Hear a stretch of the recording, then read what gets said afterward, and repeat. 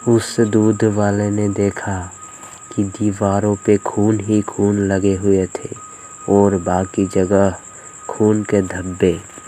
उसने थोड़ा साहस जुटाया और एक लंबी सांस के साथ घर के अंदर घुस गया। थोड़ा अंदर जाते ही उसे थोड़ा पैरानॉर्मल एक्टिविटी फील होना शुरू हो गया, पर वो खून का पीछा करते करते दूसरे मंजिल में चला जाता है, मतलब घर के दूसरे मंजिल में। वहाँ 2 कमरे थे। उसने एक दरवाज़ा खोलने की कोशिश की, पर वो दरवाज़ा बंद था। उसके बाद उसने सोचा शायद ये दरवाज़ा ख़राब है।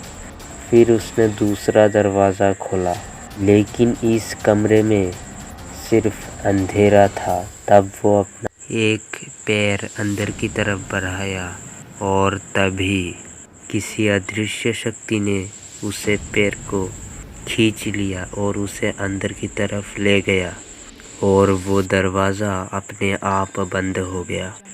अब सुबह से शाम हो गया था। सूरज डूब चुका था। अब चांद भी दिखने लगा था। रात के इस वक्त एक अनजान परिंदा आसमान में दिख रहा था, पर देखते देखते वो गायब हो गया। उस खून वाले घर में अब थोड़ा बहुत चांद का रोशनी आ रहा था।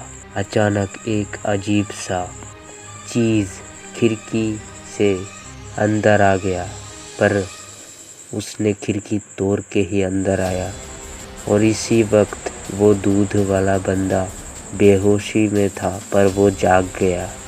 जागते ही उसने उस अजीब चीज़ को देख लिया और वो दूध वाला उसे देखते ही डर के मारे चीख रहा था, पर कोई सुनने वाला नहीं था।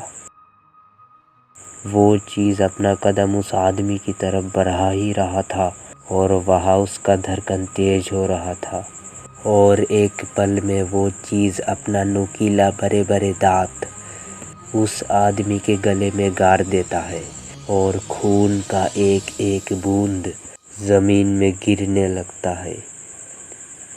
पर ये सारी घटना दूर से कोई देख रहा था।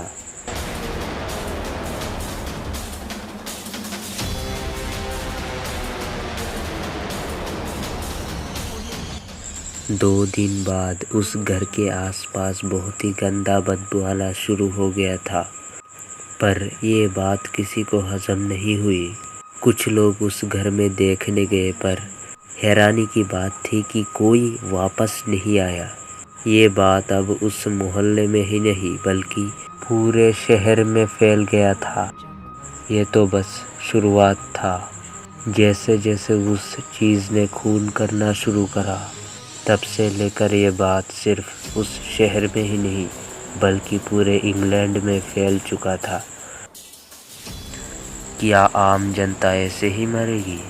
इंग्लैंड के जनता क्या करेंगे? और वो चीज़ आखिर है कौन? ये बात जानने के लिए देखते रहिए थ्रिल शॉट।